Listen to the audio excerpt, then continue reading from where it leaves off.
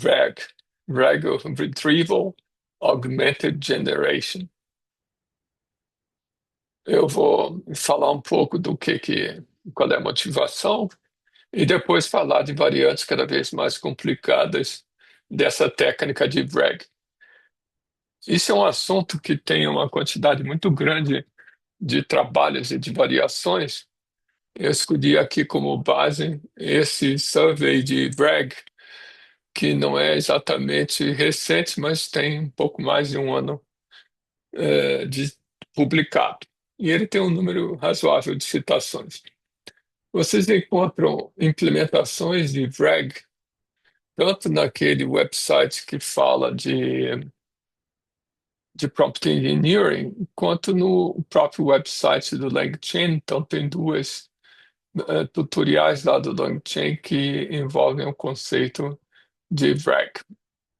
E a última coisa que eu vou comentar, quer dizer, a última coisa que está listada aqui, mas eu vou comentar daqui a pouquinho, é o paper original que gerou essa ideia de RAG. Esse paper tem pouco mais de 11 mil citações, o que é bastante coisa para um documento. Então, a ideia de RAG é você tentar evitar as limitações das LLMs quando o usuário faz alguma pergunta ou requer alguma informação que não foi parte daquilo para que a LLM foi criada.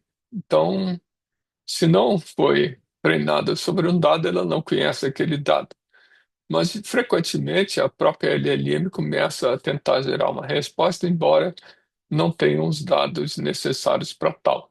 Isso, há muito tempo atrás, começou a se chamar de alucinação, mas o termo é uma coisa poética para dizer que simplesmente a LLM gera dados errados, respostas erradas, né? A outra forma de você esbarrar nesse limite é quando a LLM ou a pergunta tem a ver com domínios específicos. Eu estou falando do banco de dados da PUC. Então, uma LLM tipicamente não vai ser treinada no banco de dados acadêmico da PUC. Então, ela não conhece esses dados simplesmente porque é alguma coisa bem peculiar.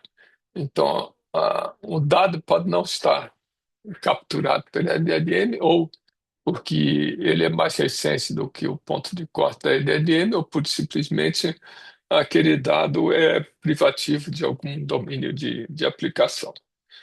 O que o RAG, o Retrieval Augmented Generation, tenta fazer é bypassar essas limitações aqui. Então, se tem dados próprios da sua empresa, ou se você quer usar notícias mais recentes, você guarda essa informação num banco de dados separado e durante o processamento você fornece pedaços desse banco de dados para a LLM e esses pedaços vão ser passados para a LLM na área de trabalho. Então, o motivo direto para usar RAG é limite de informação disponível para LLM. E a razão do sucesso é que, no fundo, é fácil a gente implementar essas coisas e depende de dados numa fonte de dados literalmente comum. É, em essência, o processo de RAG é mais ou menos o seguinte: você me dá uma consulta, por exemplo, o que é que aconteceu lá com o CIO da OpenAI quando ele foi demitido. Se a LLM que está respondendo isso foi treinada com uma data anterior a essa notícia de que o Sam Altman foi demitido, ela vai te responder alguma coisa, mas essa alguma coisa não significa nada, né? Nessa resposta em cinza aqui, a LLM está simplesmente dizendo que ela não tem dados sobre os eventos mais recentes, né? Bom, como é que a gente evita essa limitação aqui? A gente coloca num banco de dados informação sobre aquele domínio de aplicação ou então notícias mais recentes em que vocês tiverem interessados. E aí, em tempo de execução, você tem que, dada a pergunta do usuário, ir nesse banco de dados aqui e recuperar documentos que, de alguma forma, sejam úteis a responder a consulta. Não quer dizer que você vai, obter daqui diretamente a resposta, mas você obtém documentos e pedaços de documentos que têm a ver com a pergunta que o usuário passou. Então, a fase de indexação é preparar a base de documentos. Recuperação é recuperar aqueles que sejam próximos da pergunta do usuário. E aí você passa para LLM, a pergunta original, esses pedaços recuperados do banco de dados, e o papel da LLM é gerar uma resposta. Então, dessa forma, você pode incorporar na resposta dados que não estavam disponíveis quando a LLM foi treinada. Essa aqui é a questão toda, o passo de indexar esses dados, recuperar o que interessa e gerar uma resposta. Essa ideia de RAG, ela é muito anterior à ideia de ter umas LLMs. No fundo, ela é do começo do ano de 2020, e o paper original dela, que é esse paper com um montão de citações, não está diretamente relacionado à maneira com que a gente usa RAG hoje em dia, mas as ideias básicas estão aqui.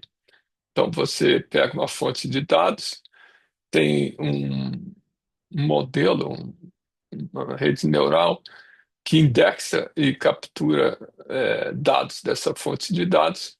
Então, isso aqui, em verdinho, é como se fosse um banco de dados, só que não é um processador de consultas, é simplesmente um outro modelo. Tá?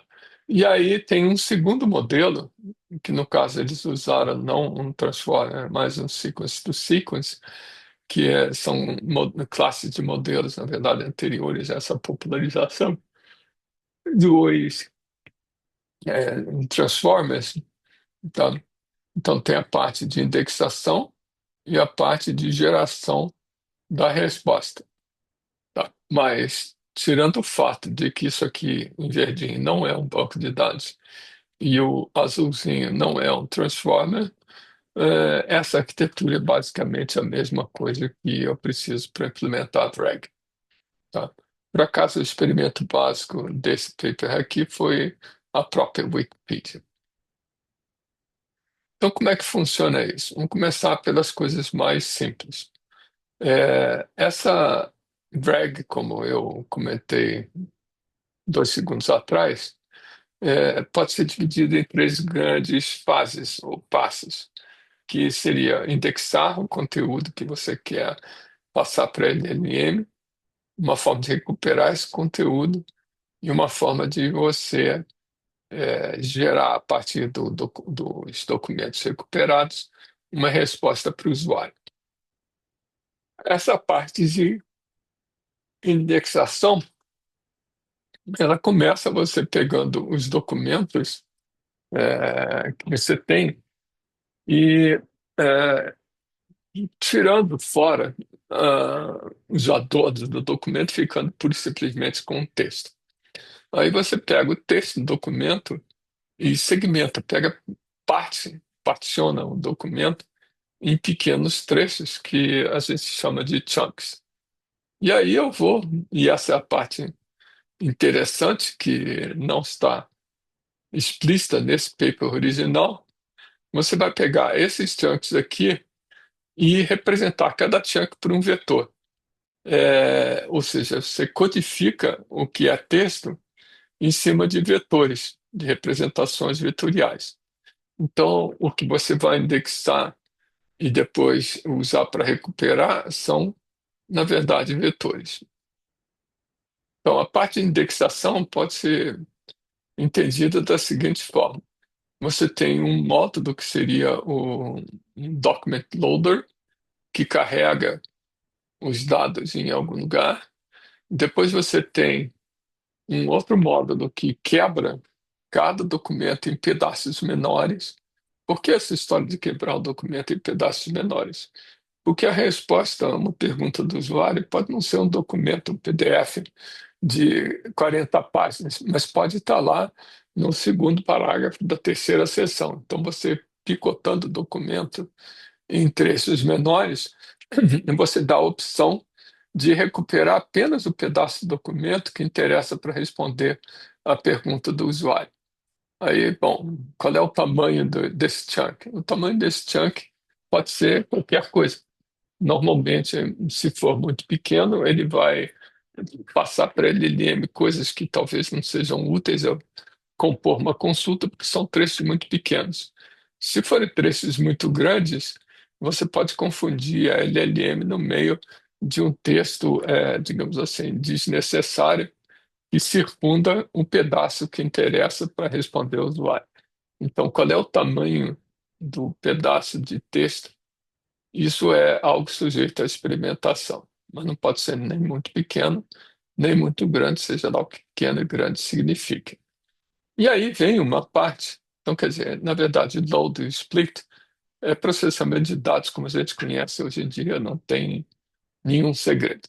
A parte mais interessante é essa ideia de que não é o texto que eu vou guardar no banco de dados depois para recuperar, mas é uma representação vetorial do texto. Então, no fundo, eu tenho que transformar sequências de letras, texto, né, em vetores de uma dimensão fixa. Você diz, vamos usar vetores de 1024 dimensões, ou de 7.900, não sei o que lá, dimensões. Então, você vai transformar o texto em vetores. Esse processo que eu estou falando aqui chama-se embedding. É um negócio meio misterioso, mas você tem isso pronto. Quer dizer, você tem vários algoritmos prontos, cujo papel do algoritmo é transformar trechos de texto em vetores. Então, como é que a gente faz isso? Existem linguagens LLMs que são específicas para fazer essa tradução de pedaços de texto em vetores. É, Se vocês forem lá no Hugging Face, tem um monte dessas opções. O pulo do gato na história de você criar esses embeddings é que você tem que criar os vetores de tal forma que, se os textos são semanticamente parecidos, os vetores que representam o texto também têm que estar próximos entre si no espaço vetorial. Como é que a gente consegue isso? Bom, não é nada fácil. Existem livros, eu tenho um deles que eu uso como referência básica, que passa um capítulo inteiro explicando como você cria um modelo de embedding. Ou então vocês podem ser uma coisa muito mais prática, entra lá no site da OpenAI, por exemplo, tem lá um dos muitos modelos que a OpenAI disponibiliza um modelo para fazer embedding. Então, essa setinha aqui de texto para vetores é uma coisa meio misteriosa, mas ela é muito bem estudada hoje em dia e existem algoritmos prontos. Aí o que é que você vai fazer com esses vetores? Você vai guardar esses vetores num banco de dados. Não é um banco de dados convencional, é um vector store. Por exemplo, o Postgres tem uma extensão do Postgres para guardar vetores e trabalhar com os vetores. Então, a gente começa com um monte de texto e termina com um monte de vetores armazenados num banco de dados bem especial. Bom, e aí? Aí vem o passo seguinte. O passo seguinte é recuperar. Como é que eu vou recuperar o que interessa? O que interessa, no fundo, interessa para responder a pergunta do usuário. Então, eu tenho que dar um jeito de recuperar os documentos que contêm pedaços de texto que sejam semelhantes à consulta dada pelo usuário. Então, essa questão de recuperação não é um negócio tão trivial assim. A gente tem um banco de dados cheio de vetores. Os vetores representam pedaços de texto, ou seja, pedaços de documentos, né? E é isso aqui que eu vou ter que recuperar. Recuperar aquilo que é perto da consulta. Então, o passo é o seguinte: você me dá um conjunto de vetores, esse vector store aqui, me dá uma consulta. Aí pega a consulta, passa no mesmo embedding model que você usou para criar esses vetores.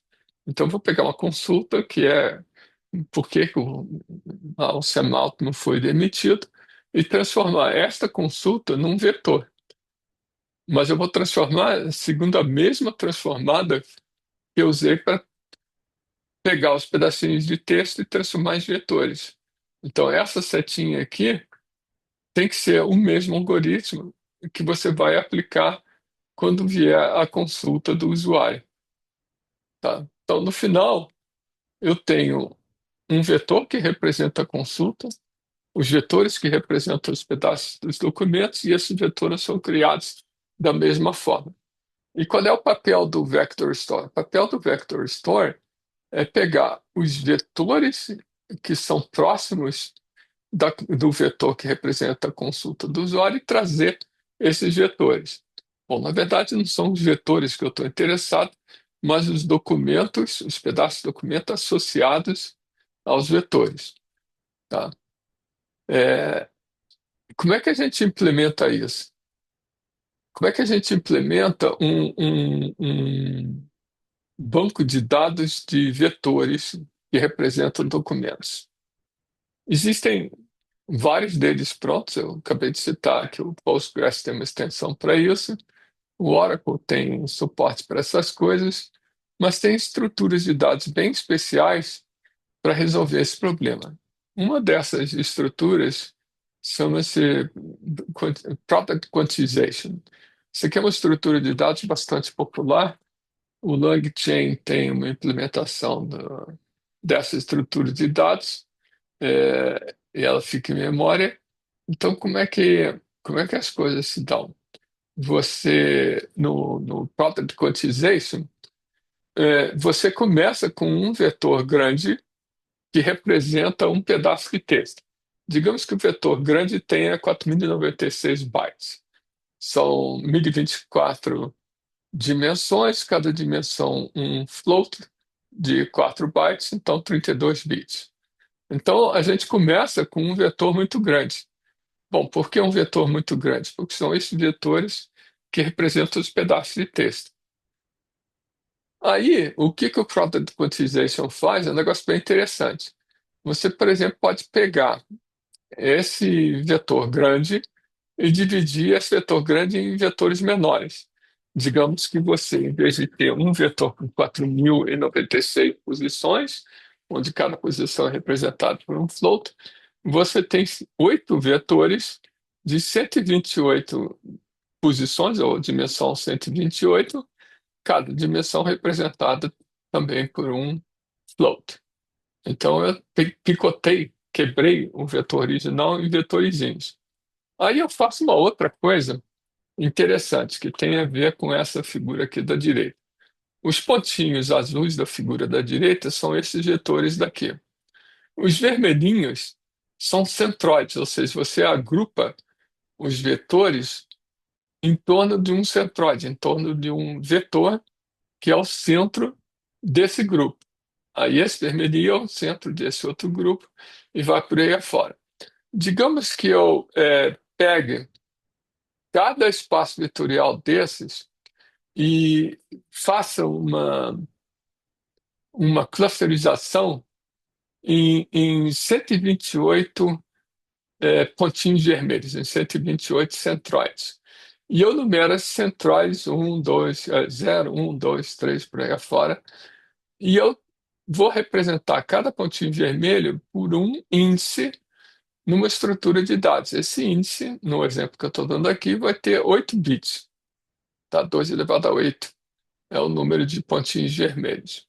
Então, eu vou chegar e dizer o seguinte: pega esse vetorzão, quebra em pedaços, pega cada pedaço e procura qual é o centroide, o vermelhinho mais próximo daquele pedaço. É o vermelhinho número 33. Então, ele vai ser representado por um 33 em 8 bits. O que que acontece? A representação em verde é uma representação compactada do vetor inicial. E ela é compactada de tal forma que eu tenho 1 byte, 8 bytes, são 8 bytes. São 8, cada byte é um quadradinho desses verdes, né? Então tem 8 bytes para representar o que originalmente era representado em 4.096 bytes. Bom, por que que isso daqui é interessante? Porque aí, se você pegar uma, uma consulta do usuário e fizer exatamente esse processo, você vai descobrir que a pergunta do usuário está próximo, digamos, desse centroide e desse centroide. E aí, para você procurar os vetores próximos da consulta do usuário, você pega os vetores no entorno do pontinho vermelho, ou dois pontinhos vermelhos, que correspondem aos clusters da consulta original. Então, Product Quantization é uma maneira de representar vetores grandes por vetores pequenos, se vocês preferirem, e depois usar esses vetores pequenos para fazer uma consulta por similaridade. Esse Product Quantization tem uma implementação, esse IVADC do VAC. Isso aqui é uma particular implementação dessa ideia que foi feita pelo pessoal da Meta, que é descrita nesse paper aqui, que tem um bom número de citações. Então, esse paper aqui é bastante importante. Ele introduziu a noção de product, embora product quantization fosse utilizado em outras áreas, foi eles que introduziram a ideia de usar product quantization para, dado um vetor, procurar quem são os vetores próximos deles. Tá? Por isso que ele tem um montão de citações. Esse algoritmo está implementado no LangChain. Quando você procurar lá no reg do LangChain, vai aparecer uma possibilidade de você usar essa estrutura de dados. E ela é bastante eficiente. Então, voltando para cá, o que eu estou dizendo para vocês é como é que a gente constrói esse pedacinho aqui dessa figura e como a gente usa uma indexação esperta, como o Product Quantization, para dado uma consulta, uma sentença do usuário, você recuperar os pedacinhos próximos da consulta. Só que, de novo, não é os pedacinhos próximos da consulta. São os vetores que representam os pedacinhos, e esses vetores são próximos do vetor que representa a consulta. Então, é tudo via a representação vetorial, é tudo via vetores. Tá? É, existe um, aqui, ó, existe um website que contém. Esse website é um website para você testar estruturas para procurar perguntas mais próximas. E ele tem uma quantidade bastante razoável, tanto de exemplos de benchmarks que podem ser usados, quanto o, o, a estrutura de dados ou o banco de dados que você vai usar. E a terceira coisa que eu não enfatizei aqui, quando eu digo que eu tenho um monte de vetores e eu quero procurar vetores que são próximos de um outro, é próximos com relação ao quê? Você pode ter distância euclidiana, você pode usar a distância euclidiana para medir a distância entre dois vetores. Você pode usar o produto interno dos dois vetores, simplesmente multiplicar as coordenadas iguais. Então, existem várias maneiras de você medir a similaridade entre dois vetores. Tá? O Product Quantization é meio que neutro com relação a isso. Então, isso aqui é dois slides, três com esse daqui, né? Para a gente dar uma pincelada do que significa indexar os documentos e depois como é que a gente recupera os pedaços do documento via os vetores que eu represento. Então, isso aqui é bastante resumido, só para dar uma ideia, tá? E aí, como é que a gente faz a recuperação? Como eu acabei de falar, você pega a consulta e transforma a consulta num vetor. De que forma? A mesma transformação que você usou para transformar os múltiplos vetores da entrada em uma representação compacta. E aí, é, quando eu digo que eu vou recuperar e passar para cá, eu vou recuperar alguns desses vetores. Quantos? Ah, top K. A gente sempre fala top K, K igual a quê? 5, 10, 15, 20, 2. Mas, de qualquer maneira, se for dois, vão ser os dois pedacinhos de documento cujos vetores são os mais próximos possíveis da pergunta do usuário, tá? Então, retrieval significa, ao contrário de uma pesquisa no banco de dados tradicional, um retrieval aqui é uma consulta por aproximação. Eu vou buscar os vetores que são mais próximos do vetor da consulta. Como é que eu meço a similaridade entre os vetores? Bom, existem mil e um algoritmos para fazer isso. E esse website que eu comentei aqui, esse website aqui, tem uma pesquisa exaustiva dos métodos de acesso e esquemas, bancos de dados vetoriais e maneiras da gente comparar vetores. Então, é uma sequência de gráficos bastante grande, mas esse website tem os apontadores para os papers originais. Então, moral da história, quando a gente chega aqui e diz, vou pegar informação fora da LLM para passar os documentos para a LLM, isso tudo aqui é via uma tecnologia completamente diferente do que a gente costuma trabalhar em banco de dados. Isso é um vector store, não é um banco de dados convencional. E ele só sabe fazer um tipo de pergunta: é, procurar os vetores que são mais similares a dado um vetor de entrada. Então, é a única coisa que esse banco de dados aqui, roxinho claro, sabe fazer. Isso é fundamentalmente diferente do, desculpa, do processo do paper original. Esse processo aqui do paper original, em verdinho, isso é uma rede neural da vida, tá? Que foi treinada para recuperar documentos próximos. Isso aqui não é uma rede neural da vida, isso aqui é um banco de dados específico para tratar de vetores, tá? Então,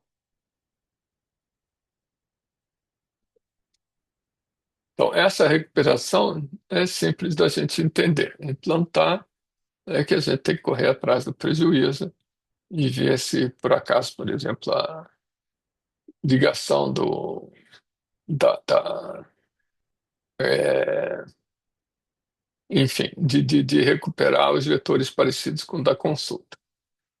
Bom, feito isso, você pegou o que a gente acha que são os pedaços de documento que seriam úteis para processar a consulta. O que que eu faço? Eu pego todos esses pedacinhos, coloco na área de prompt, junto com a consulta original, e mando agora a LLM gerar a resposta. A LLM vai usar o quê? Ela vai usar o que está na área de prompt, na área de trabalho, que são os pedacinhos de vetores, e vai usar os próprios parâmetros dela, pelo qual que representam o treinamento dela. Então, eu não estou mexendo nos parâmetros da LLM, eu não estou mexendo no modelo. O modelo é sempre o mesmo. O que eu estou dizendo é que aquilo que eu estou colocando na área de trabalho vai condicionar a resposta da LLM quando ela for produzir alguma coisa para entregar o usuário. Então, não é mexer na LLM. Não, a LLM nunca é mexida, ela é muito grande para a gente ser por aí mexendo nos pesos dela. O que tem é que na área de prompt, naquela área que condiciona a geração do próximo token, ali eu vou colocar os pedacinhos dos documentos. Então, o próximo token vai depender dos parâmetros internos que a LLM foi criada e do que está na área de trabalho, que são esses documentos. Então, a maneira de injetar informação na LLM não é uma boa maneira de explicar. Não estou injetando informação na LLM. Eu estou condicionando a LLM a produzir tokens de acordo com o que eu coloquei na área de prompt.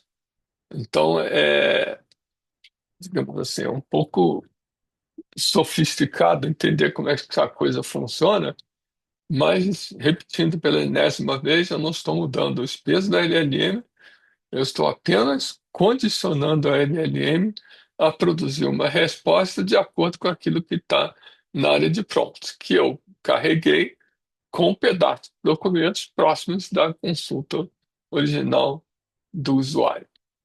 Tá?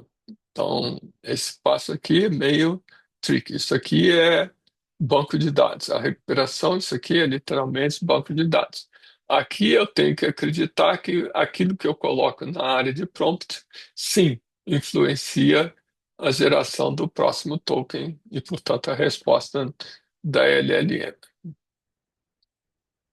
Bom, é, tem alguns desafios nessa brincadeira. Isso aqui funciona bem? Bom, para as coisas normais funciona bem. Agora a gente tem que se preocupar com algumas coisas. A primeira delas é que quando eu vou recuperar os k-vetores mais próximos do vetor da consulta, eu posso trazer os vetores muito parecidos entre si e, por indução, os documentos, os pedaços de documento que aqueles vetores representam, esses pedaços de documento seriam muito parecidos entre si. Então, de certa forma, eu estou carregando na área de prompt dados redundantes, o que não é uma boa coisa para a gente gerar resposta. Você vai ocupar a área de prompt com coisas que são repetitivas. Então, a resposta da LLM não pode ser uma boa resposta. Tá? A segunda coisa é quando ele diz, me dá os K pedacinhos, os K vetores mais próximos. Mas o que que é K? K é 2, 5, 10, 100? O que que é K? Não sei.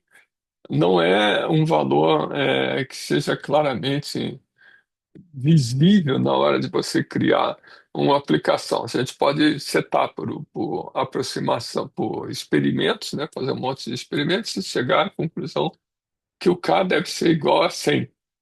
Mas, de repente, chega uma consulta do usuário bem diferente daquelas que você usou para fazer a tua aplicação e o 100 não vai funcionar. Então, não é claro que você recupere os K primeiros vetores e as coisas funcionem. Afinal, quem é K? Tá? A outra coisa interessante é que, dependendo de como a LLM esteja se comportando, ela pode produzir como resposta à consulta do usuário pura e simplesmente a concatenação dos pedacinhos de texto que eu trouxe lá do meu Vector Store. Qual é a coisa errada com isso? Bom, em princípio, pode não ter nada errado com isso, mas o fato é que a LLM não está, o modelo não está contribuindo em nada com o treinamento dele para produzir a resposta. Ele está simplesmente repetindo uns pedaços de texto que foram colocados na área de prompt. E isso não dá certo. Tá? Então a gente tem que dar um jeito de melhorar o RAG muito além do que eu estou chamando aqui de RAG Engine. Aí tem várias estratégias para isso. Então o resto dessa apresentação é como é que a gente melhora esse setup do RAG usual. Tem um monte de estratégias para isso, tem um monte de implementações dessas estratégias. Eu vou falar apenas de algumas coisas daqui. De novo, o LangChain tem lá um monte de implementações que são interessantes da gente olhar. Então, bom, se o problema é trazer pedacinhos e depois misturá-los de uma maneira adequada, a gente pode introduzir uma ideia de que eu vou pegar e fazer algum pré-processamento para melhorar a recuperação dos pedacinhos. Se eu tenho pedacinhos que são redundantes entre si, então eu quero fazer algum pós-processamento para mexer nos pedacinhos de documento que foram recuperados. Então eu posso fazer alguma coisa com a consulta de entrada, posso fazer alguma coisa com a saída do processo de recuperação de texto. Tá? Então, o que que eu posso fazer aqui nessa fase inicial? Eu posso melhorar a indexação. Como é que eu posso melhorar a indexação? Eu vi falando que você picota os documentos, cria chunks. Mas qual é o tamanho dos chunks? Eu posso querer mexer na granularidade do texto que eu estou recuperando. De repente, 100 tokens é muita coisa para a gente recuperar em cada pedacinho de documento. Tinha que ser coisa menor. De repente, não, a gente tem que aumentar o tamanho do chunk. Isso não é algo que seja a prova de bobagens na hora de produzir o código. A gente tem que realmente testar e ver o que é que funciona para aqueles particulares documentos que a gente tem armazenados no meu Vector Store. Então, granularidade, o tamanho do chunk, é uma das coisas que influencia muito a questão de indexação. Tem outros métodos que eu vou falar daqui a 2 minutos. A segunda questão é você mexer na consulta que o usuário está passando. Quer dizer, quem diz, no regra ingênuo, a gente pega a consulta do jeito que o usuário escreveu. Quem diz que isso é a melhor maneira de usar para recuperar os documentos? Pode não ser. O usuário pode escrever alguma coisa meio confusa, então seria interessante a gente reescrever a consulta do usuário antes de ir lá pegar os pedaços do documento. De uma forma mais organizada, nessa parte de indexação, a gente tem que se preocupar com o tamanho dos tags, né? Quanto maior o chunk, maior os pedaços do documento que vocês fazem, mais tem contexto, mais talvez seja fácil para a LLM produzir uma resposta coesa. Mas pode ser que os textos, os chunks mais longos, eles tragam dentro dele o que interessa para produzir a resposta e texto espúrio antes ou depois. Então, você trazendo um chunk muito grande, você pode, na verdade, introduzir ruído ou sentenças desnecessárias para produzir a resposta, né? Em oposição, você ter chunks menores que de alguma forma você consiga localizar os pequenininhos, os chunks pequenininhos, que de fato tem mais a ver com a resposta. Novamente, é muito fácil falar isso, mas a gente tem que experimentar, tá? Outra coisa que vocês podem imaginar é usar uma outra pista para descobrir os chunks. Eu posso pôr os chunks e posso indexá-los segundo um resumo que eu produzo automaticamente. Se o documento tem um autor, eu posso associar a cada chunk o nome do autor e isso, de alguma forma, me ajudar a recuperar os chunks. Isso começa a ficar bastante confuso, porque o banco de dados que a gente tem originalmente, esse banco de dados daqui que armazena os vetores, ele normalmente é bastante limitado. Ele armazena vetores e, de repente, só o pointer para o texto que foi transformado naquele vetor. Mas não é um banco de dados que você tenha tabelas e mais tabelas e, por acaso, ali tem uns vetores. Não, não é isso. É um banco de dados muito específico para que você, na hora de recuperar os K-vetores mais próximos, você possa fazer isso eficientemente. Não é qualquer banco de dados, tá? Então, voltando para onde eu estava, é, essa história de otimização é bastante complicada. Quanto mais metadados você imaginar usar, mais você vai ter que colocar dados tradicionais junto com os vetores. E isso pode não ser suportado pelo banco de dados. Do lado da consulta, é mais fácil a gente imaginar o que que a gente pode fazer. Bom, primeira coisa, se você tiver uma quantidade muito grande de documentos, bilhões de documentos, talvez seja melhor você paralelizar o teu Vector Store. Tem um Vector Store que é esse que chama Milvus, se não me engano. É lá dos chineses, o Milvus é um banco de dados vetorial, em princípio, paralelo. Ou seja, você pode pegar 1 bilhão de documentos, enfiar para a goela do Milvus, ele vai particionar esse 1 bilhão de documentos e indexar separadamente, de tal forma que quando você for procurar os vetores mais próximos, você possa fazer essa consulta em paralelo. Isso é uma possibilidade, mas que tem mais a ver com o Store do que propriamente com a consulta. Outra coisa que tem que é mais interessante é você reescrever a consulta original. Às vezes você pega uma consulta como aquela que eu mostrei, o que aconteceu com o Sam Altman, não sei o quê, às vezes a consulta é um texto muito grande. Então talvez seja mais eficiente você quebrar a consulta em subconsultas e procurar os pedaços de texto que são próximos de cada subconsulta. Então, você fazendo isso, você tem chance de trazer pedaços de texto que sejam úteis a responder pedaços da consulta, mas que, quando compostos entre si, produzam um resultado final interessante. Pergunta é: como é que a gente vai decompor as consultas do usuário? Resposta: você manda a LLM decompor. É muito curioso essa coleção de técnicas, seja de Bragg ou de agentes, que depois a gente vai ver, que muitas dessas tarefas que parecem mirabolantes são feitas com um prompt de 2 linhas. Simplesmente você dizendo, por favor, quebra essa consulta em subconsultas. Aí a LLM quebra.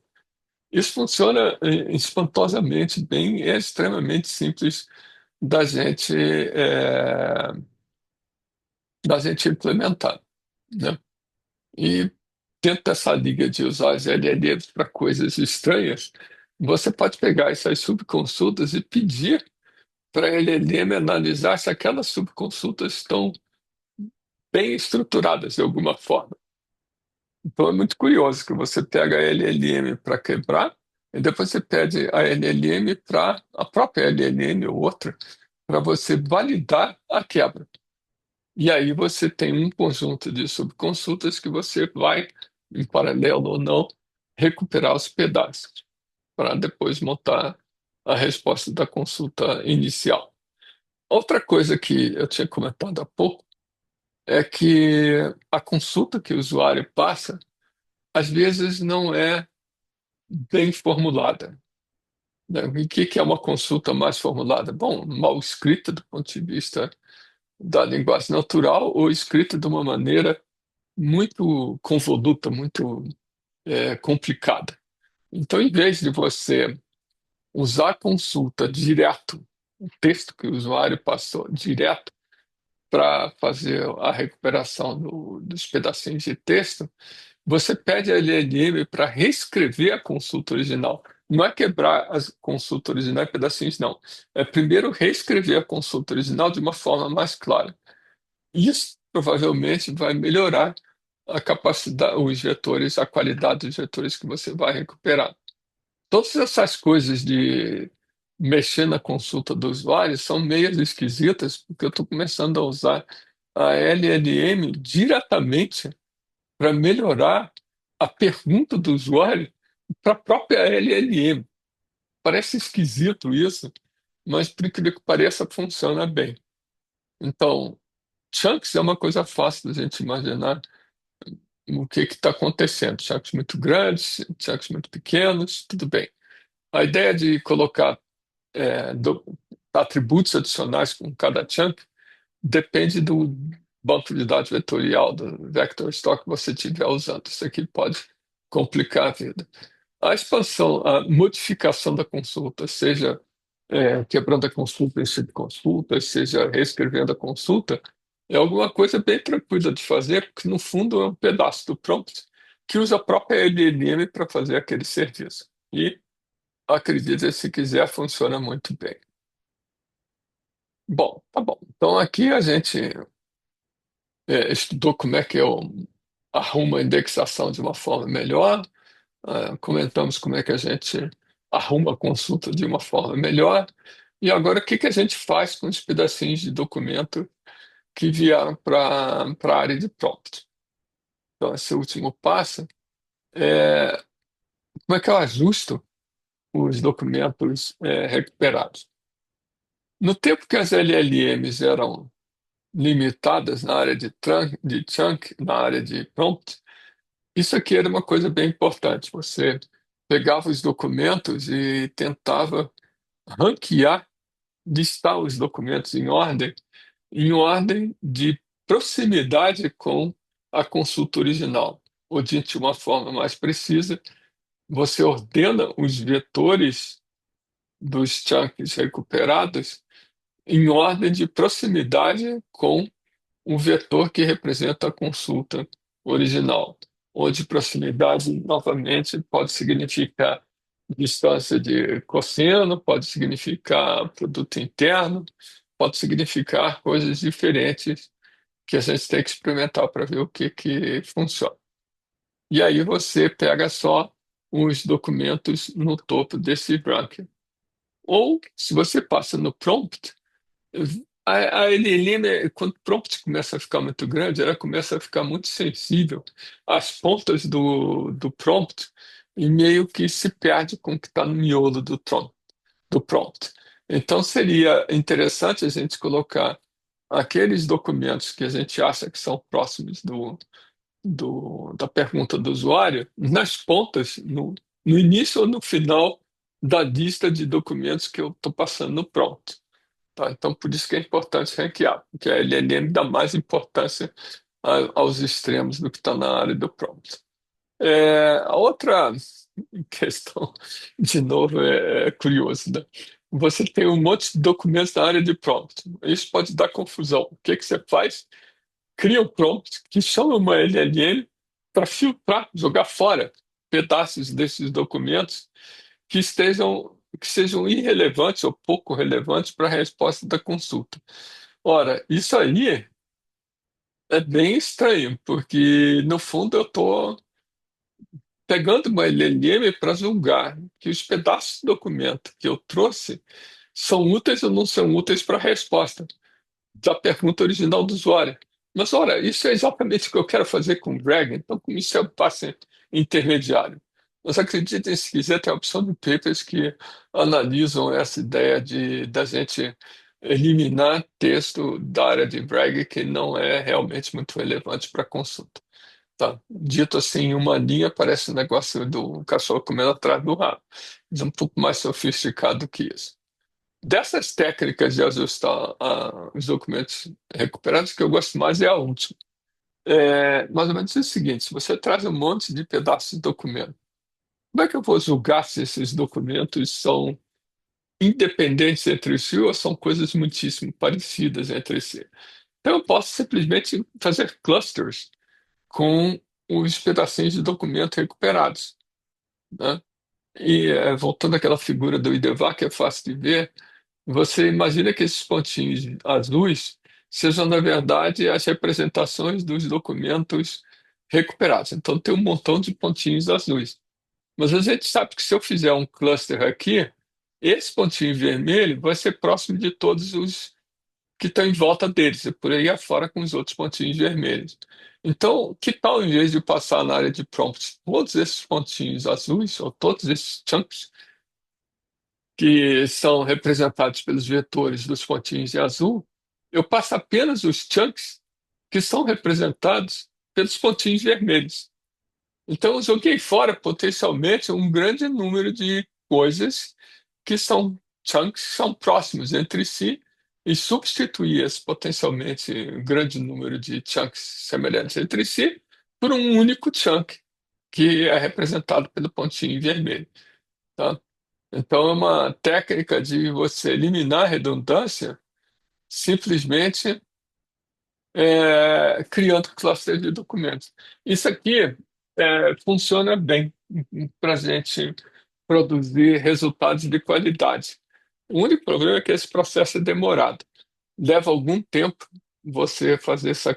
Tempo que eu digo, potencialmente alguns milésimos de segundo a mais, para você criar esses clusters e depois escolher um representante de cada cluster, tá? Mas, em princípio, isso produz resultados, isso aumenta a qualidade dos resultados, tá bom? Então, re-ranking é culpa da LLM só olhar os pedaços, o início e o fim do prompt. Context selection, você tem que acreditar que a própria LLM pode jogar coisas irrelevantes antes de produzir a resposta. E a redução de redundância é a coisa clássica de grupar e só pegar um exemplo de cada grupo, tá? Tudo isso custa caro, tá? Bom, só que aí, o que está acontecendo aqui? Eu cheguei a dizer o seguinte: olha, o Naive Rag tem um monte de limitações, porque ele é muito simples, né, realmente, né? Então a gente faz umas coisas mais sofisticadas, ou com a consulta, ou com a indexação de documentos, ou com as próprias respostas, os próprios pedaços de chat. Aí tem um monte de estratégias diferentes, né, que eu andei mostrando para vocês aqui. É tudo que está em azulzinho são estratégias diferentes para atingir um ajuste adequado dos chunks recuperados. Aí a pergunta é, qual desses azulzinhos, que são estratégias alternativas entre si, eu de fato vou usar? A pergunta é, eu realmente não sei. A gente não sabe exatamente para uma aplicação o que vai funcionar, qual combinação dessas coisas vai funcionar melhor do que a outra. O ideal, que no fundo é o que o LangChain oferece para vocês, é ter todas essas estratégias implementadas e na hora de montar a sua aplicação, você escolhe algumas dessas estratégias que são aparentemente interessantes para aquela aplicação e fica brincando de ficar trocando as estratégias. Ora, isso é modularizar o processo. Você cria pequenos módulos que são alternativas para esses passos e depois eu vou combinar esses módulos de maneiras diferentes para testar qual delas funciona melhor para uma determinada aplicação. Aí tem outras estratégias aqui que não vem ao caso.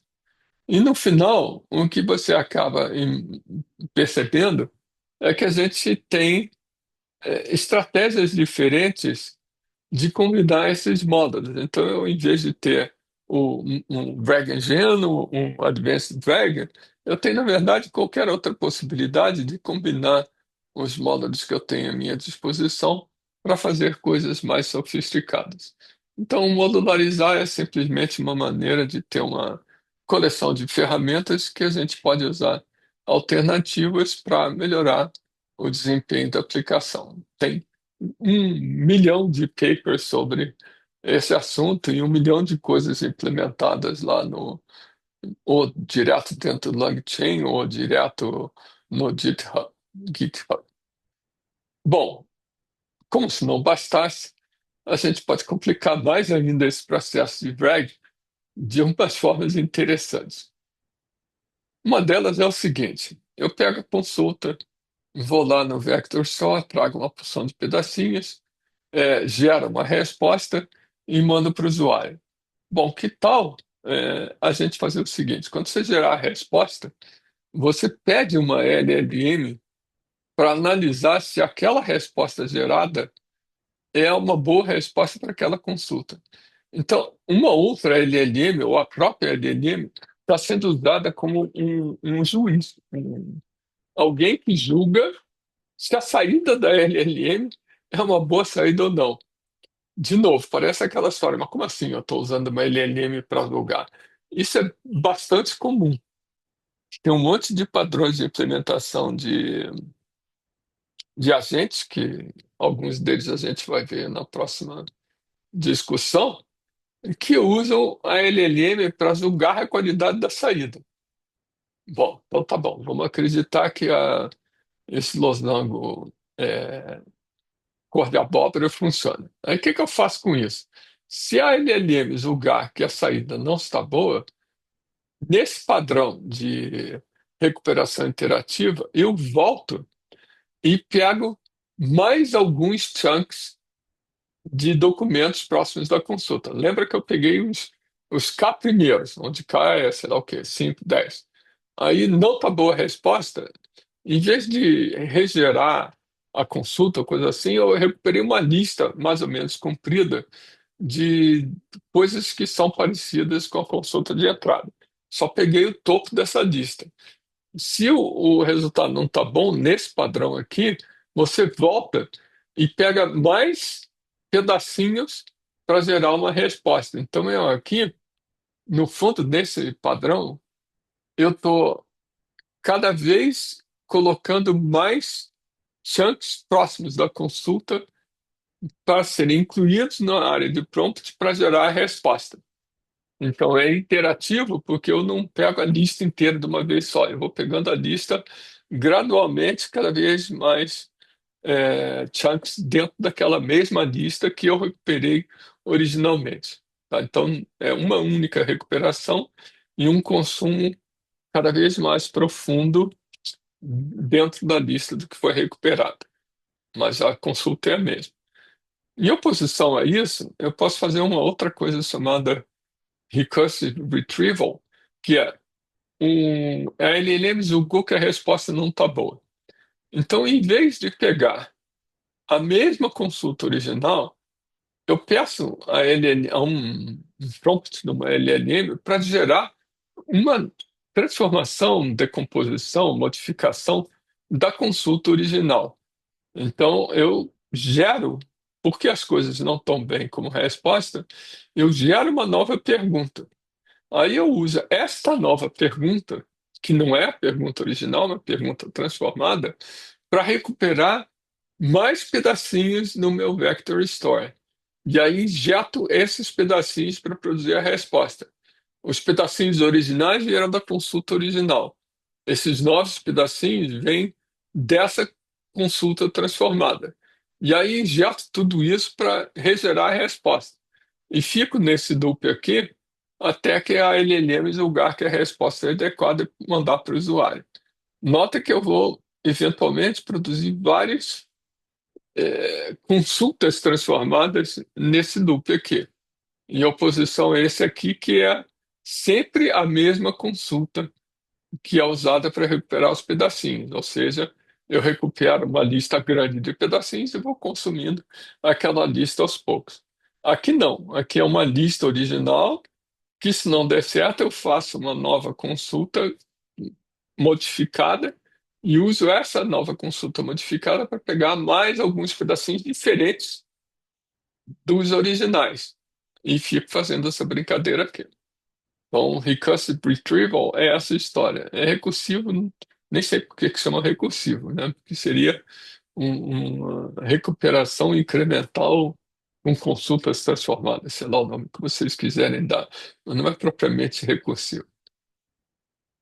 Bom, enfim, eu estou aqui falando há uma hora de coisas muito diversas para vocês, e no fundo o que acontece é que essa área de drag virou moda durante muito tempo. Durante os 2 últimos anos, muita coisa foi publicada nessa área, porque é uma maneira elegante de injetar informação nova para a LLM consumir na hora de gerar a resposta. E esse survey, ele categorizava a, esse monte de papers que eu estou falando em coisas que são mais simples, coisas que são um pouco mais avançadas, e na hora do muito avançado, que tem maneiras completamente diferentes de fazer a mesma coisa, a gente cria módulos para permitir que a gente componha uma estratégia de RAG de uma forma, do ponto de vista de engenharia de software, mais interessante. Então, isso aqui foram as três coisinhas, os três agrupamentos, três modelos ou três estratégias de criar RAG. E aí, quando a gente está falando dos três passos principais do RAG, a gente pode mexer na forma com que os chunks estão sendo trazidos na forma como a consulta é usada para consultar o documento e vai por aí afora. E tem esses três últimos tipos. O que eu não falei, que está nesse paper, é a ideia de você usar uma informação externa, a LLM, para retreinar a LLM, para modificar os pesos da LLM. É possível a gente fazer isso através de uma técnica semelhante de Bragg? É.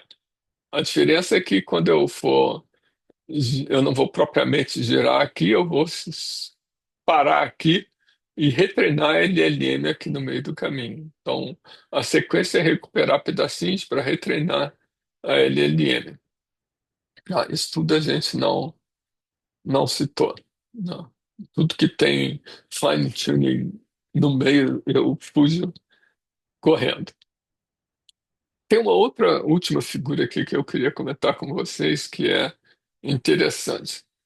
Na última aula, esse aqui é um gráfico bidimensional, onde você no eixo do X coloca duas grandes vertentes. Uma, que você vai pegar o seu modelo, a sua LLM, e não fazer nenhuma adaptação nos pesos, vai pegar ela como está, ou você vai fazer fine-tuning, vai adaptar a LLM, mudar os pesos da LLM. Então, no eixo do X são dois extremos, não mexa na LLM ou tente mexer.